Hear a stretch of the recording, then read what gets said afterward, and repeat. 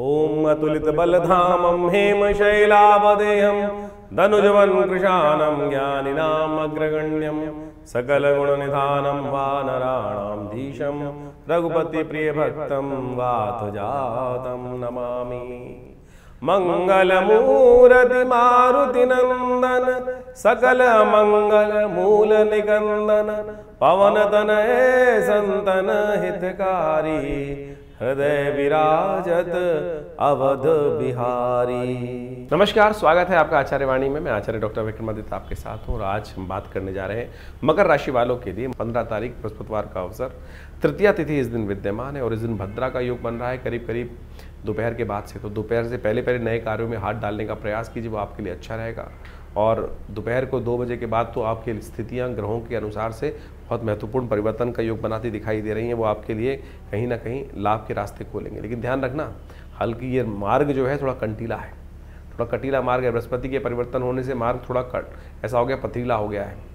थोड़ा तेज चलने से नुकसान भी हो सकता है। तो धीरे धीरे संयमित होकर सोच समझ के नुकसान को बचाते हुए चलने की ज़रूरत है, तब जाके लाभ कमा पाओगे। लीकेज को बंद करते हुए चलना पड़ेगा। गजकेसरी योग जरूर है, लेकिन लीकेज को बंद करते हुए चलना पड़ेगा, तब जाके लाभ ले सकते हो। इस दिन परिवर्तन का योग एक और बन रहा है कि बृहस्पति जो सूर्य है वो परिवर्तन की तरफ जा रहे हैं। सूर्य चतुर्थ भाव से निकलकर पंचम भाव में आपके विराजमान हो जाएंगे। पंचम भाव बुद्धि का भाव है और बुद्धि में जाकर सूर्य का जब प्रकाश लगता है तो क्या होता है, वो थोड़ा क्रूर ग्रह है, बुद्धि को और थोड़ी तेज गति से आगे काम करने की तरफ ले जाने की तरफ करते हैं। तो ऐसे में थोड़ा सेहत का ध्यान रखने की ज़रूरत है। सेहत के मामले में कहीं ना कहीं थोड़ी एंजाइटी, ब्लड प्रेशर, सब इन चीज़ों की जो बुजुर्ग लोग हैं 50 साल से ऊपर के, उनको ब्लड प्रेशर विशेष तौर पर ध्यान रखने की ज़रूरत रहेगी। छोटी छोटी बातों में अननेसेसरी का ब्लड प्रेशर ना बढ़ाइएगा, एंजाइटी मत बढ़ाइएगा। वैसे बड़े लोगों से संपर्क होने का रास्ता बनता दिखाई देगा। सूर्य के लाभ लेने के लिए आपको जल का दान करना चाहिए, कलश भरकर अगले दिन, क्योंकि रात्रि में 12 बजे के बाद सूर्य परिवर्तन की तरफ जा रहे हैं। तो ऐसे में अगले दिन सुबह उठकर भगवान सूर्य का दर्शन करें, उनको अर्घ्य दें। हो सके तो छाते का दान करना चाहिए, खरबूजे का दान करना चाहिए, पंखे का दान करना चाहिए। शरबत का दान करना भी बड़ा अच्छा माना जाता है आपकी राशि के दृष्टिकोण से। ऐसे में 16 तारीख के लिए ग्रह नक्षत्र जो दिखाई दे रहे हैं, शुक्रवार का दिन है, चतुर्थी तिथि विद्यमान है और जो ग्रह नक्षत्रों के दृष्टिकोण से योग जो बन रहे हैं वो आपके लिए गजकेसरी योग बनकर तैयार है। थोड़ा सा नुकसान को यदि आपने कंट्रोल कर लिया, शत्रुओं को थोड़ा सा ध्यान रख लिया, उनकी बात भी समझ ली, तो फिर आपके लिए वारे न्यारे करने की योग बना सकते हैं। ऐसे में कोशिश ये करें, भगवान लक्ष्मी गणेश का पूजन कर कर दिन को आगे बढ़ाने का प्रयास करें, वो आपके लिए अच्छा दिखाई देता है। ग्रह योग अच्छे बन सकते हैं। तो इस प्रकार से राशिफल आपने समझा। लेकिन ये जो ज्येष्ठ का महीना बहुत ही वास्तविक तौर पर ग्रहों का परिवर्तन के तौर पर यदि समझें तो बड़ा महत्वपूर्ण रहने वाला है। कई ग्रहों का परिवर्तन का योग इस मई के अंदर और साथ साथ जेठ के आरंभ के साथ साथ बनता दिखाई दे रहा है। सबसे बड़ा परिवर्तन तो बृहस्पति अतिचारी रूप में परिवर्तन कर जो राशि परिवर्तन कर रहे हैं वो बड़ा महत्वपूर्ण रहेगा। बड़ी तेज गति से ग्रहों का ये परिवर्तन जीवन में प्रभाव उत्पन्न करता दिखाई दे रहा है। इसके साथ साथ राहु का परिवर्तन भी होने को तैयार है। जेठ के महीने में बड़ा विशेष योग बन रहा है कि इस बार 5 मंगलवार का योग है। ये रक्त रंजित भूमि को करने का योग बनाता है, विस्फोटक योग बनाता है।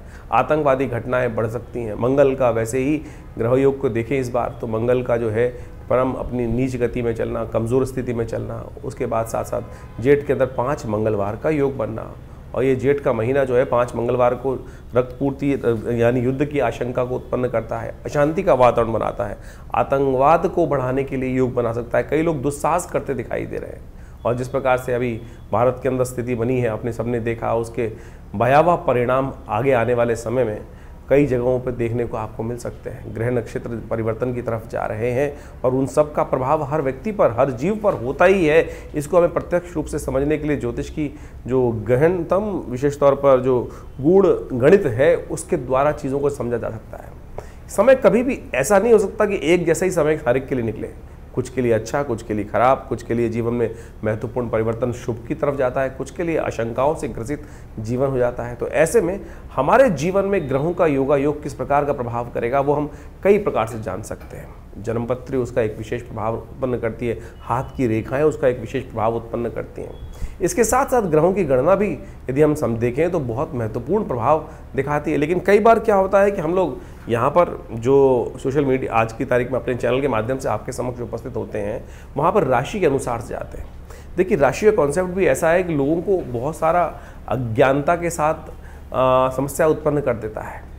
देखिए, राशि जो है कई प्रकार की हैं। एक तो सूर्य के अनुसार से राशि चलती है, जो पूरे विश्व के अंदर ज़ोडिएक साइन के नाम से सूर्य जो महीने में एक बार परिवर्तन होता है, उसके अनुसार से प्रभाव उत्पन्न करके एक महीने तक एक ही राशि रहती है पूरे विश्व में। यदि वेस्टर्न एस्ट्रोलॉजी के अनुसार से देखा जाए तो पूरे विश्व में वही राशि मशहूर होती हैं। ज्योतिष की गणनाओं के अनुसार से नाम की भी एक राशि होती है। आपका नाम किस अक्षर पे निकल रहा है तो उसके अनुसार से कौन से चरण में पड़ा, कौन से नक्षत्र में पड़ा, नक्षत्र किस चरण में आया, उसके अनुसार से राशि के कौन से प्रभाव में आएगा, तो उसके अनुसार से भी राशि बन सकती है। फिर आपकी चंद्र राशि, आपकी चंद्र जो जहाँ पर आपकी कुंडली के अंदर चंद्रमा विराजमान है, उसके अनुसार से भी एक राशि होती है। और सबसे ज़्यादा जो मूलतः जन्मपत्री के अंदर यही प्रचलित विषय माना जाता है कि गोचर के दृष्टिकोण से देखने के लिए चंद्र राशि का सबसे ज़्यादा योग देखा जाता है। इसके बाद भी और उसको सूक्ष्म देखें। देखिए, सबसे पहले आप इसको हमने समझाने का ऐसे प्रयास किया कि एक सूर्य की राशि है, वो महीने में एक बार बदलता है, यानी 12 महीनों के 12 राशि के हिसाब से 12 सूर्य हो गए, तो उसमें हजारों लाखों करोड़ों अरबों लोग एक ही राशि में आ गए। लेकिन उसके बाद फिर और सूक्ष्म हुआ तो चंद्र राशि के अनुसार से आ गया कि वो आपके नामक जो चंद्र राशि 2.5 दिन में 2 से 2.5 दिन में एक बार बदलती है, तो उसके अनुसार से देख सकते हैं। फिर और सूक्ष्म करने के लिए लग्न राशि, आपका लग्न किस दिन में 24 घंटे में 12 राशियां परिवर्तन कर जाती हैं लग्न के दृष्टिकोण से, तो उसमें किस लग्न में आपका जन्म हो रहा है उसके अनुसार से राशि का प्रभाव भी हो सकता है। अब कई बार आप अपनी नाम की राशि देख रहे हैं, उसका प्रभाव कितना है वो आपको समझना पड़ेगा। ज्योतिष की गणनाएं जब कोई विद्वान ज्योतिषी देखता है तो उसके अनुसार से देख के बताता है कि भैया कहाँ कौन सी चीज़ आपके जीवन में फलीभूत हो रही है, चंद्र राशि, सूर्य राशि, लग्न राशि या नाम की राशि। तो इसके लिए आपको बहुत सारी गहन अध्ययन करने पड़ते हैं, बहुत चीज़ समझनी पड़ती हैं, तो उसके अनुसार से आप देखने का प्रयास करें। कई बार कई लोगों के मन में भ्रांति उत्पन्न होती है कि हमारी राशि से हमारा प्रेडिक्शन मिल रहा है या नहीं मिल रहा, क्या आपकी वो राशि ठीक है भी, तो उसके लिए सही रूप से जानने का प्रयास तो करें। हम यहाँ पर अपने इस प्लेटफॉर्म पर इस स्थान के माध्यम से आपके समक्ष चंद्र राशि के माध्यम से और लग्न राशि के माध्यम से चीज़ों को वृहद रूप से बताने का प्रयास करते हैं। उसको आप देखेंगे तो आपके जीवन में महत्वपूर्ण परिवर्तन का योग आप स्वयं बना सकते हैं। इसके बाद भी आपकी दशाएं, अंतर दशाएं, वो सब भी बहुत बड़ा एक जो प्रभाव है वो जीवन में उत्पन्न करने का योग बनाती हैं।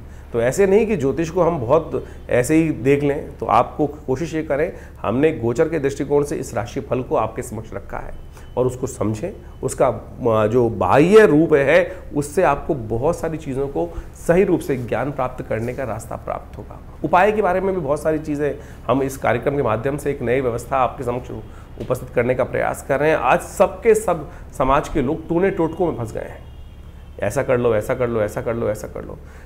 शास्त्र के दृष्टिकोण से यदि पौराणिक मत के अनुसार से देखा जाए तो हमारी हर तिथि का एक विशेष त्यौहार, विशेष उत्सव के रूप में जो शास्त्र में वर्णन कथाओं के माध्यम से मिलता है वो हमें समझना चाहिए। और वो तिथि वार योग के अनुसार से, ग्रह योग के दृष्टिकोण से हमारे ऋषि मुनियों की अद्भुत खोज है और उन्होंने कथाओं के माध्यम से उसका वर्णन हमारे विभिन्न ग्रंथों में, पुराण इत्यादि में समय समय पर, जगह जगह पर करने का सुंदर प्रयास किया है।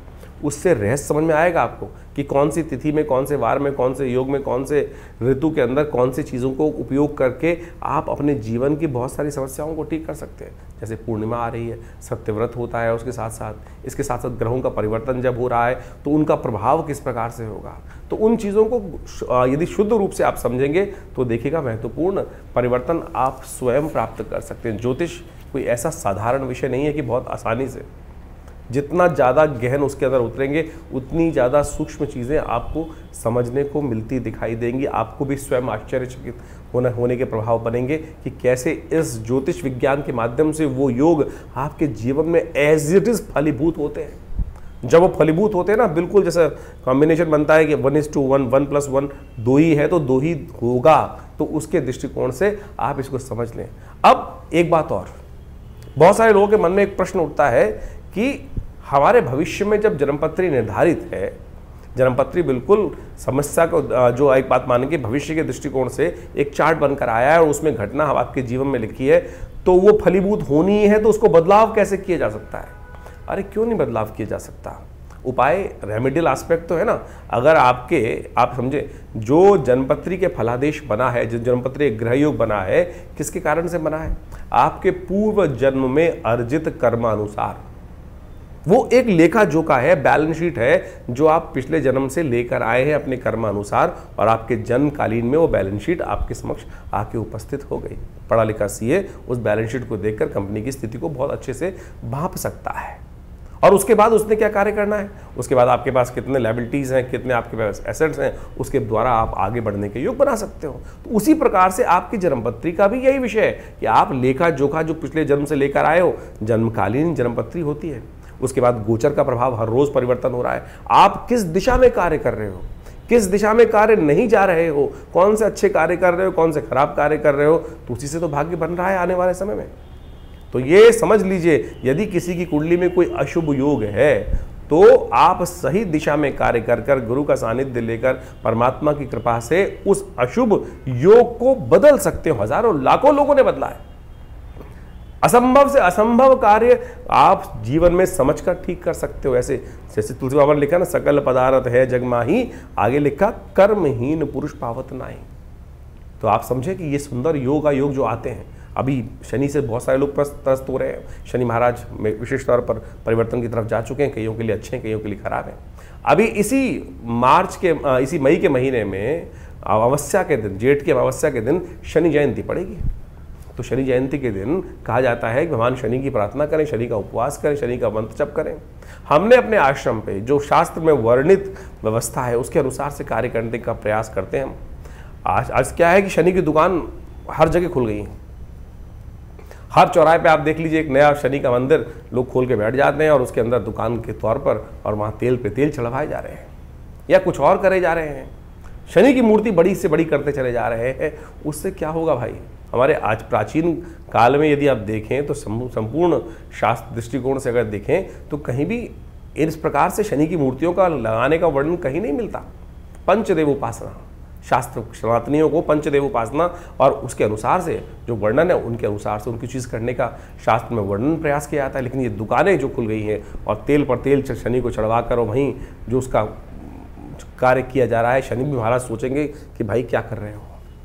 हमने शास्त्र में वर्णित तरीकों के अनुसार से इस बार हनुमान चालीसा के 100 पाठ, जो शतबार पाठ पढ़ जो ही छूटई बंद महासुख हुई, हनुमान जी को शनि ने स्वयं आशीर्वाद दिया, और उसके अनुसार से हमने ये कार्य करने का प्रयास किया कि आने वाले अभी जो शनि जयंती है उसमें विशेष तौर पर विवेकानंद योगाश्रम में करीब करीब 100 पाठ हनुमान चालीसा के शनि जयंती के दिन किए जाएंगे। शनि ग्रह शांति यज्ञ रखा जाएगा, उसमें शनि स्तोत्र वैदिक मंत्रों के द्वारा, विभिन्न शास्त्र में वर्णित प्रयोगों के द्वारा शनि ग्रह के दुष्प्रभावों को शांत करने के लिए कार्य किया जाएगा। और जेठ का महीना तो वैसे ही बहुत श्रेष्ठ है।